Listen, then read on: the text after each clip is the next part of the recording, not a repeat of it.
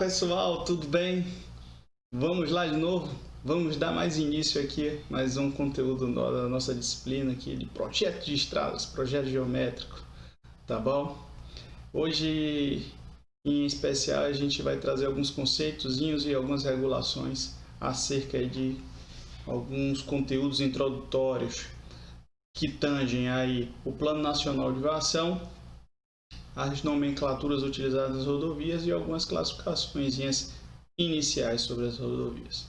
Para isso, a gente vai fazer uma breve contextualização e em seguida vai abrir um pouco mais sobre esses tópicos aí, tá bom? Então vamos lá, vamos seguir aí nessa estrada, tá bom?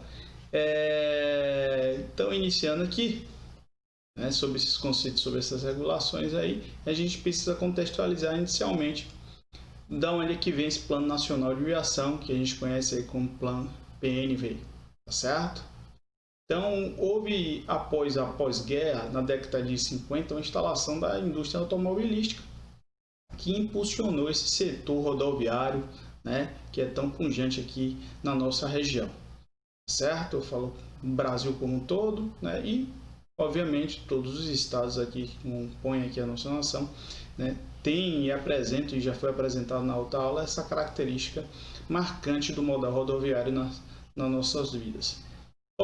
Então, com a implementação aí de estruturas públicas, principalmente do nível federal, estadual, aí, os antigos DNRs, IDRs, antes a gente tinha em 1937 a criação do Departamento Nacional de Estradas e Rodagens, e consecutivamente toda uma rede estadual que atendia esse modal rodoviário, que eram os DRs.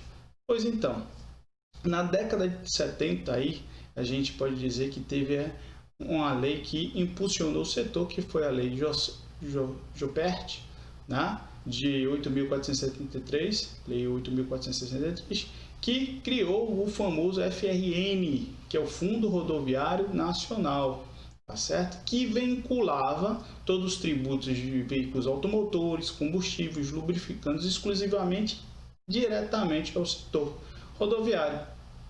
Pois então, criava-se aí um cenário perfeito, para arrecadação de renda e propulsão do setor rodoviário, já que tinha esse direcionamento, quase que único e direto ao setor rodoviário.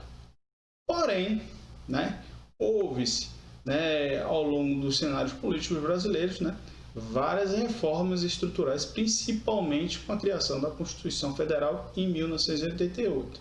Até chegar a esse setor, houve uma série de processos de desvinculação de receita do Fundo Rodoviário Nacional. O que é que vem a ser isso? Aquela verba, aquele dinheiro gerado pelaquela arrecadação proveniente de veículos automotores, combustíveis, lubrificantes, de uma forma geral, não poderiam ser mais vinculados única e exclusivamente para o setor rodoviário. E aí, ao longo do tempo, isso foi aumentando, e com a criação da Constituição Federal, que vetou essa vinculação de receita, o setor começou a apresentar uma franca involução aí como um todo, do desenvolvimento desse setor. Para explicar mais um pouquinho melhor desse processo, como ocorreu, a gente pode observar esse dado aqui de evolução do investimento federal em infraestrutura e transporte de 1975 a 2015 em relação ao investimento aí, percentual do PIB. E o que a gente pode observar, O que a gente começa a observar aqui? Se a gente observar direitinho aqui, se a gente acompanhar nosso cursor, a gente tinha em 1975 ainda uma grande vinculação dessas receitas, mas com o processo, com o passar do tempo, até chegar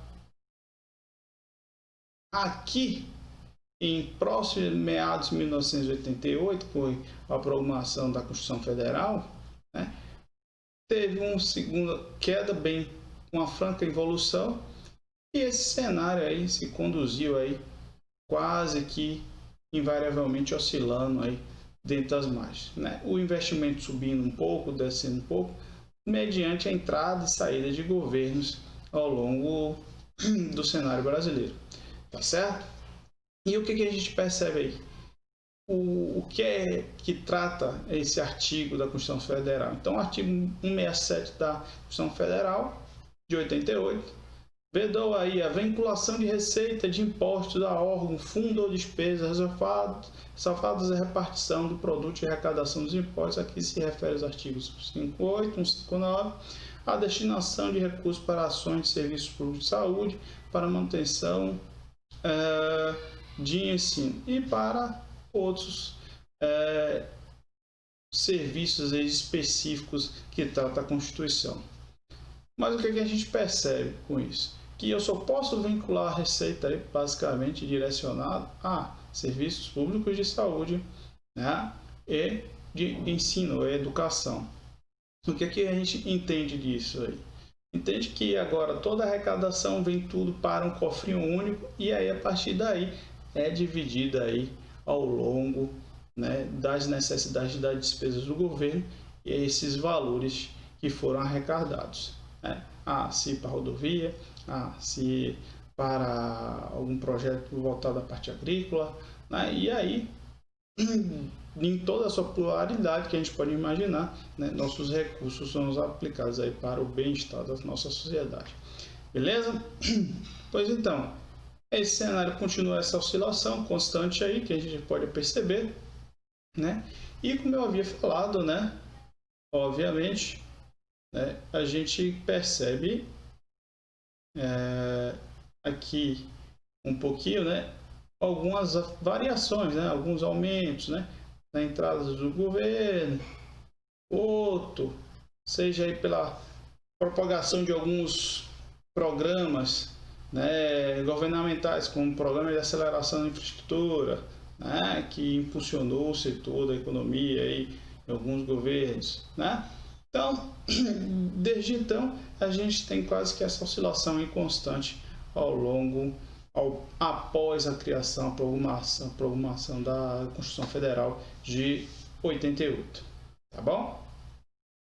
Então, continuando com relação ao Plano Nacional de Aviação, criado aí o primeiro plano em 34, posterior a ele, a gente tem o segundo plano de aviação, que assim como o primeiro, visa instrumentar o poder público com um dispositivo legal que estabelece princípios gerais e as diretrizes para a concepção e para orientar a implementação do Sistema Nacional de Transporte Unificado, visando a uma coordenação racional entre os sistemas federais, estaduais e municipais, bem assim entre as diferentes modalidades de transporte. Então, já desde o início, propunha aí uma atenção especial, né? Quais são os objetivos, quais são os instrumentos legais, regulatórios para o desenvolvimento do setor em relação à parte de transporte, tá certo? Então, é a partir do Plano Nacional de Aviação que começou a se criar as diretrizes, né, que o governo, né, que os agentes públicos irão pautar aí o desenvolvimento, né, do setor rodoviário como um todo. Posterior a isso, criaram-se outros planos, aí tem o terceiro plano de aviação, de 73, que é tido aí como uma carta magna para o setor de transporte, que é da onde ele deriva aí por disposições de lei e que instituiu, né, ser revisado aí, revista a cada 5 anos. Então esse plano tem uma periodicidade que é revisado, que iria ser revisado, tá bom? Por que eu falo que é revisado esse plano ainda? E na verdade o PNV vigente definiu o que hoje em dia a gente conhece como SNV, que passa a ser o Sistema Nacional de Aviação, como sendo constituído pelo conjunto de sistemas nacionais rodoviário, ferroviário, portuário, hidroviário e aeroviário, compreendendo tanto as infraestruturas viárias como as estruturas operacionais necessárias ao seu adequado uso, né? Então, o que a gente percebe? A gente passa de um plano para um sistema que também, da mesma forma, visa gerar instrumentos e ferramentas do poder público para gerir todo esse processo no que tange aí os nossos sistemas de transporte. E aqui a gente já vê aí a denominação de todos esses sisteminhas que a gente vai visar e atender aí o rodoviário, não só mais o rodoviário, assim, podemos dizer, mas também o ferroviário, o portuário, o hidroviário e o aeroviário, de forma geral. Tá bom?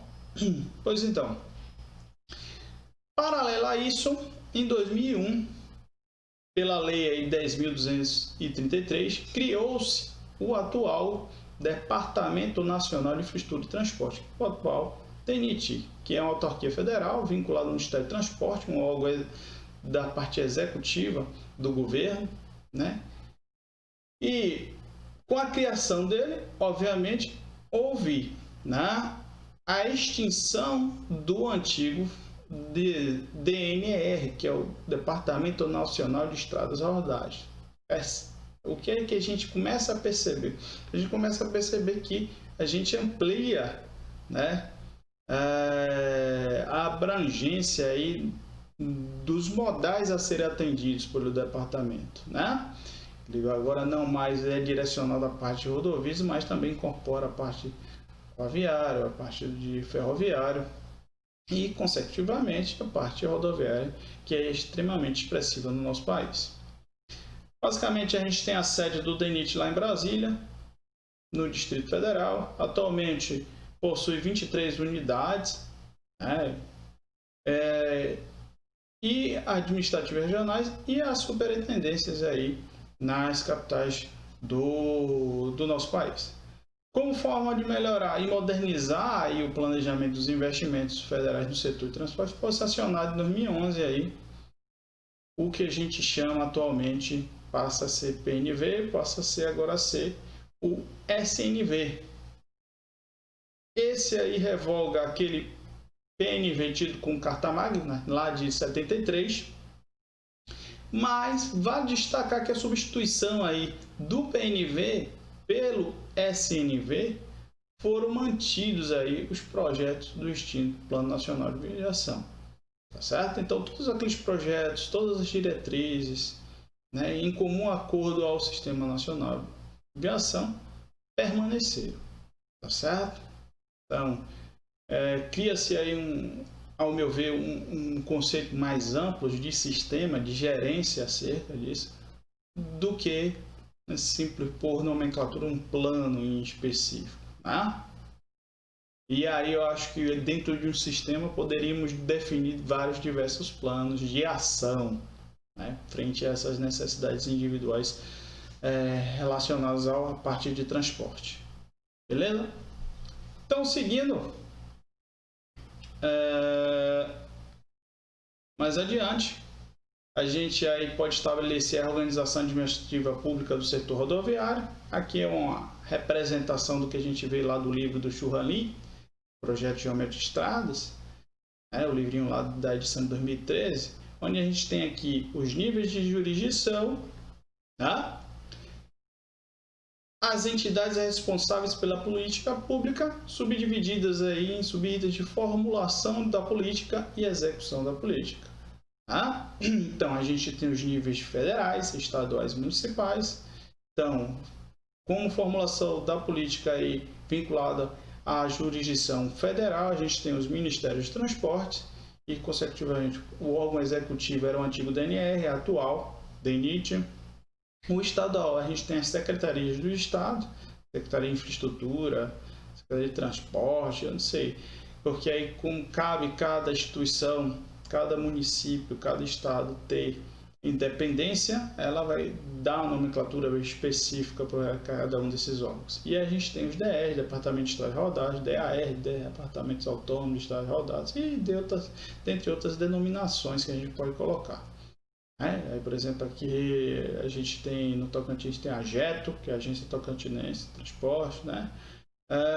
E outro ponto específico sobre a jurisdição municipal, que a gente tem as secretarias municipais, onde a gente tem os departamentos municipais de estradas e rodagens e outras denominações a depender, né, da gestão daquele município, na qual visa determinar uma determinada nomenclatura a ser daquele órgão que condensa, né, essas atividades relacionadas à parte de gestão e execução dessa política pública de transportes. Tá bom? Então, seguindo mais um pouquinho, o que a gente entende aí que o plano de viação ou o Sistema Nacional de Viação visa descrever? Inicialmente, a gente precisa contextualizar acerca das nossas rodovias e das nossas nomenclaturas. Então, que a gente começa a perceber que a gente tem rodovias federais. Basicamente, essas rodovias federais, se a gente observar, a gente tem aí rodovias que cruzam estados, ao longo de todos os estados. Né? Geralmente elas têm características aí funcionais, e a gente vai ver nas próximas aulas essas classificações tidas como funcionais.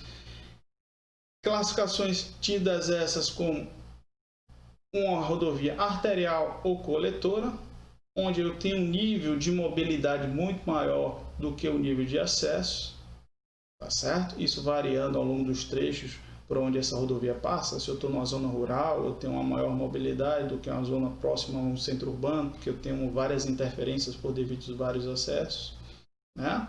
Visa as rodovias ligar aí os estados, né?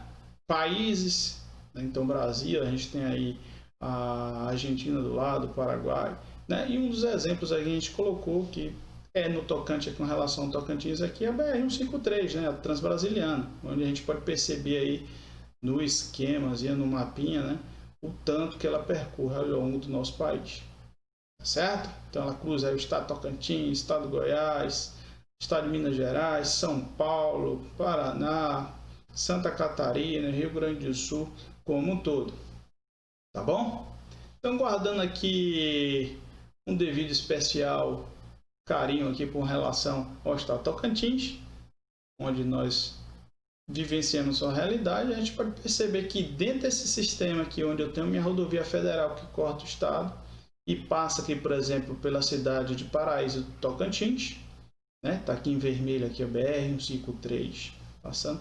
Eu tenho outros subsistemas estaduais e municipais, obviamente, a depender dentro da cidade. Se a gente conseguisse dar um zoom aqui ampliado, a gente poderia ver em Palmas e Paraíso do Tocantins toda a malha rodoviária presente nesse município. Mas a gente passa para as nossas rodovias estaduais, que visa ligar aí a capital aos municípios. Então tem a capital de Palmas, que liga os municípios aí a Paraíso do Tocantins, a Pugmil, a Aparecida do Rio Negro, a Santa Teresa, que são municípios presentes, né, no entorno próximo à capital aqui do Tocantins.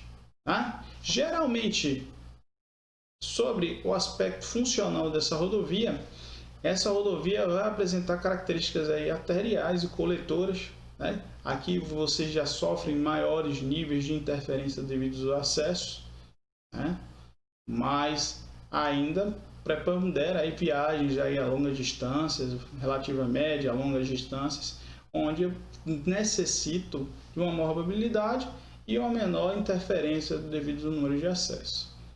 E aqui também cabe salientar que ao próximo a centros urbanos, onde eu tenho um maior número de tráfego, onde eu tenho um maior número de acessos, eu vou ter uma redução dessa minha mobilidade, obviamente. E aí vai configurando as minhas linhas de desejos que eu venho a ligar aqui os meus municípios, minhas cidades, através dessa rede. Exemplo aqui do Tocantins, a gente tem até o 020, tá? Aqui representada essa via que liga até, faz subindo a Serra do Lajeado, passando aqui pela Serra do Lajeado, que é a área de proteção ambiental, até a Aparecida do Rio Negro. Tem uma BR-030 aqui, até o 030, passando aqui, indo para Santa Teresa, ok? Tem uma 010 aqui, próximo em torno de Palmas, ok? Então a gente apresenta aí inúmeras nomenclaturas, inúmeras funcionalidades, né, que visam determinados transportes de certos veículos para cada região em específica do nosso país, como todo, tá bom?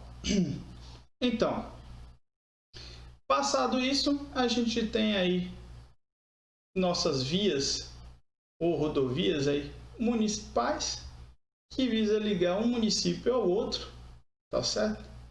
Geralmente, essas estradas municipais podem configurar ser algumas rodovias devidamente pavimentadas, bem sinalizadas.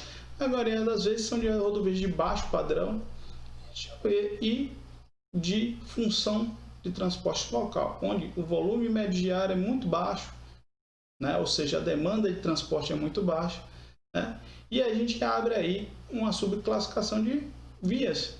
Elas podem ser aí, né, rodovias vicinais ou estradas municipais, geralmente aí com um revestimento bem básico, né? Geralmente um agregado pétreo, né? Um cascalho, como a gente fala aqui, né? As estradas, por definição, né? Não tem a sinalização, não tem um revestimento asfáltico implantado. E a gente, por outro lado, tem as famosas rodovias, que aí eu tenho sinalização horizontal, tanto vertical, a elaboração do revestimento, né? Todos os instrumentos de proteção viária, né? Devidamente instalado na minha rodovia. Ok? Beleza? Então a gente viu aí todo esse cenário, né? Como a gente classifica essas rodovias estaduais, federais e municipais, né? Como é a configuração de cada uma delas, né? Do aspecto construtivo, no aspecto funcional que cada uma delas vai proporcionar, né? Mas aqui é importante colocar e salientar que a gente vai ter uma aula que trata diretamente sobre a parte de classificação funcional, ok? Pois então, uma das coisas a gente traz dos nossos dois amiguinhos aí, né? Nosso amigo pergunta aí qual é o princípio da nomenclatura das rodovias e nossa amiguinha aí representa aí dizendo que é BR-XYY, né? Ou seja, um algarismo seguido de dois algarismos aí distintos, como que está aqui representado na plaquinha aqui, né? BR-116. O que que vem a ser o nosso X aqui, nosso Y, esse 16, né? Beleza? Pois então, como é que se dá essa nomenclatura? Por que se faz essa nomenclatura? E do canal onde que ela surge? E aí, dentro dessa nomenclatura aqui, está dentro aí do nosso Plano Nacional de Viação, justamente, o nosso Sistema Nacional de Viação, que descreve, né, e coloca no que consiste essa nomenclatura dessas rodovias. Então, basicamente, a gente tem esse layout, né, para designação das rodovias federais, segundo o Plano de Viação, ou seja, eu não extingui lá, né, os meus projetos, ele continua vivo no meu SNV, tá aí, por exemplo. Adoto critério de localização geográfica com a seguinte simbologia. Símbolo representativo de rodovia federal, está aqui, BR. Quando eu estou no estado é TO, PA, né, MG, e seguido a partir da nomenclatura. Um primeiro algarismo representado aqui com X, que nossa amiguinha colocou lá, né? O número indicativo da categoria da rodovia. E seguido de dois algarismos, que é o número indicativo da posição da rodovia. Indicativo da posição da rodovia em relação a quê? Em relação à capital do nosso país, a Brasília. Tá certo? Esse número indicativo de categoria da rodovia tem a ver com a classificação ou a função, né, daquela rodovia no contexto onde ele está aplicado no nosso mapa, né, na posição geográfica que essa rodovia está passando. Ela pode ser aí longitudinal, transversal, diagonal ímpar, diagonal par, tá certo? E de ligação. Com essas 5 variações desse algarismo, que varia aí de 0 até 4, né, eu vou fomentando aí diferentes categorias de rodovias pelo país, de forma que eu tenha um sistema lógico de posicionamento em relação à capital federal, né? Brasília, ok? Então, como é que isso aí se apresenta?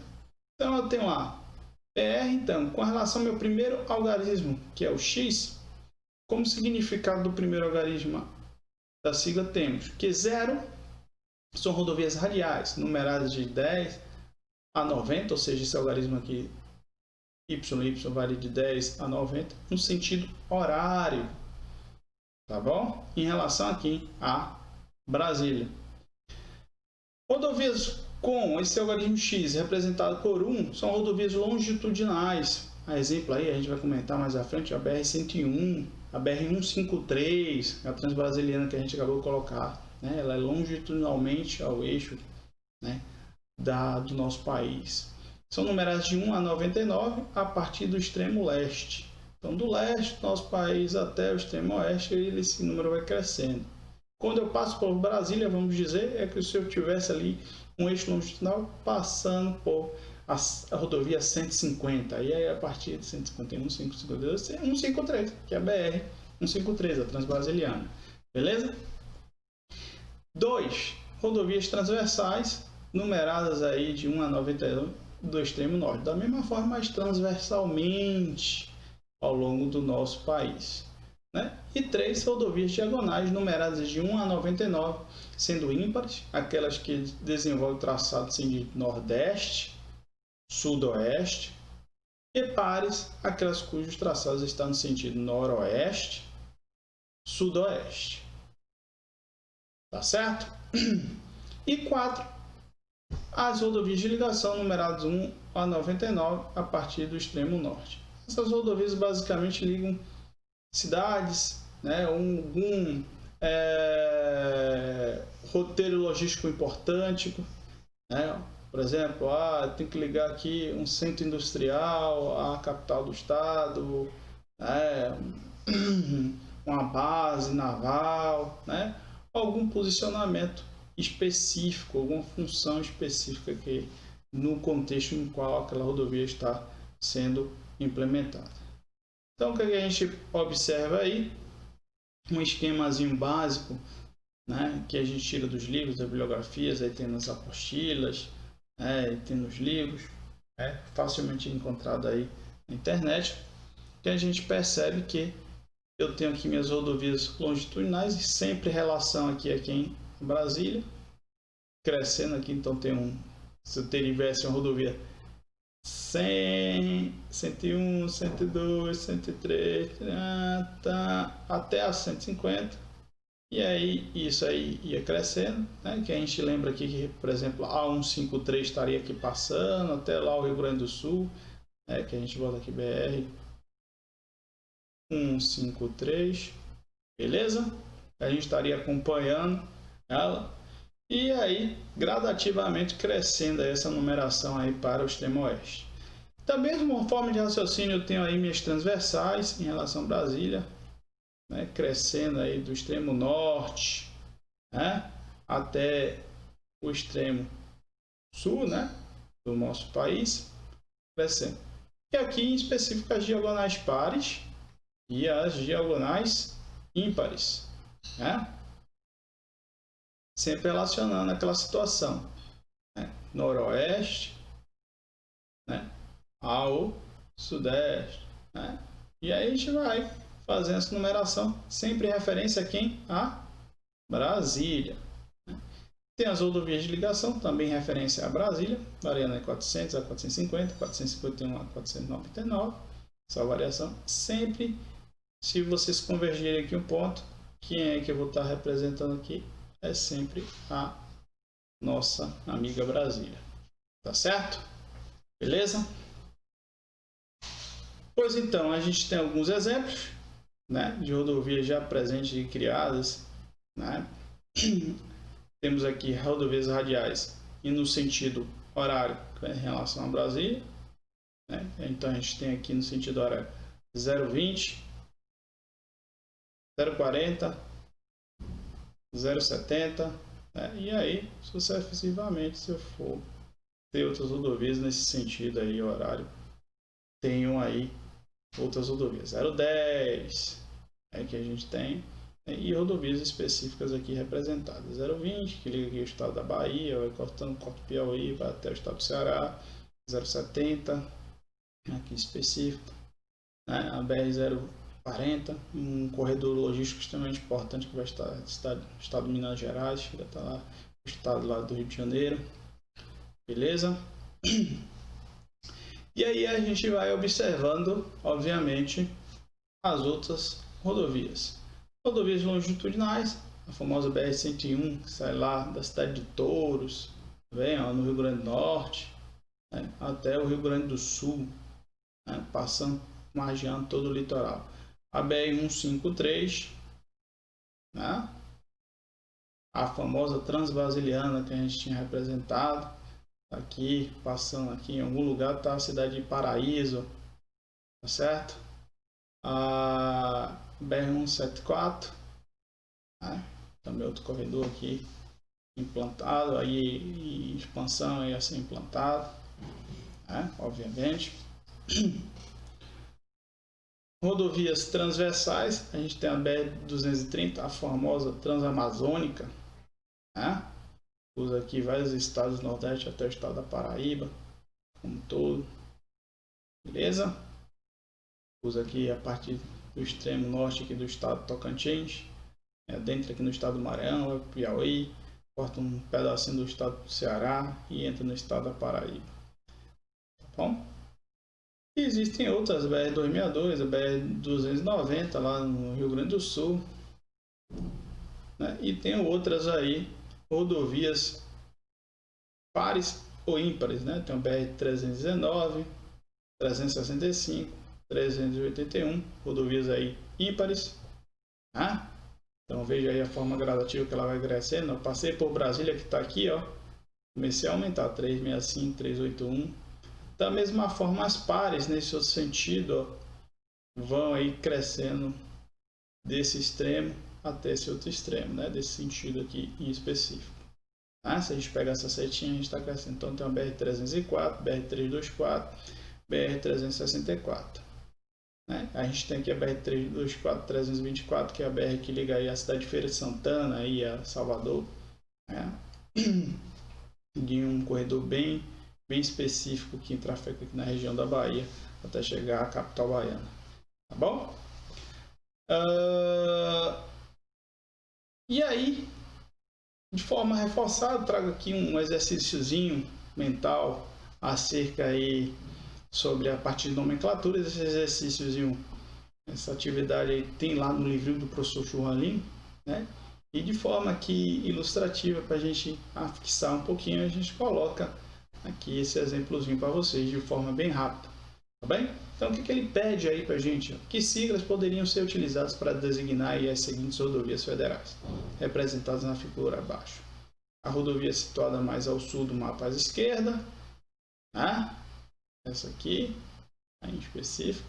Então, o que a gente percebe que a rodovia, e já dá uma peça aqui, que é a rodovia de ligação. Logo ela começa com o que é o algarismo número 4. Aí eu vou variar aí os outros dois algarismos em função, em relação ao meu posicionamento a Brasília. Né? Se eu cresço lá do extremo norte até o extremo sul, né? Obviamente eu tenho um valor aí alto, aí, já que eu estou lá no Rio Grande do Sul. Né? A rodovia situada mais ao noroeste, no mapa da direita. Né? O que a gente já começa a perceber que são rodovias diagonais, ou pares ou ímpares, mas mais ao noroeste, no extremo noroeste, a gente vai perceber aqui que são rodovias diagonais ímpares.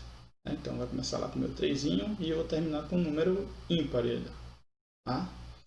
A rodovia cujo traçado passa mais próximo a Brasília, essa aqui, né? No mapa do meio. Então a rodovia longitudinal, a gente percebe que passa mais próximo a Brasília.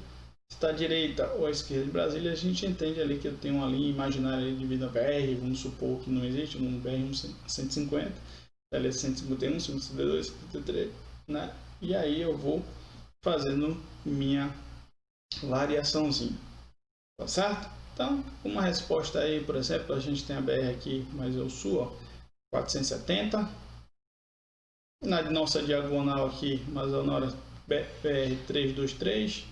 E a BR que passando aqui, a BR-116. Todas essas BR aí existem, né? Principalmente essa 116, passando no estado do Ceará, passando no estado do Nordeste, lá desde o Sul. Tá bom? Beleza? Eu espero que vocês tenham aí acompanhado, tenham entendido e a gente se encontra na próxima aula aí, tá certo? Sobre a parte de classificações funcionais e classificações técnicas. Até breve. Um grande abraço, fique com Deus.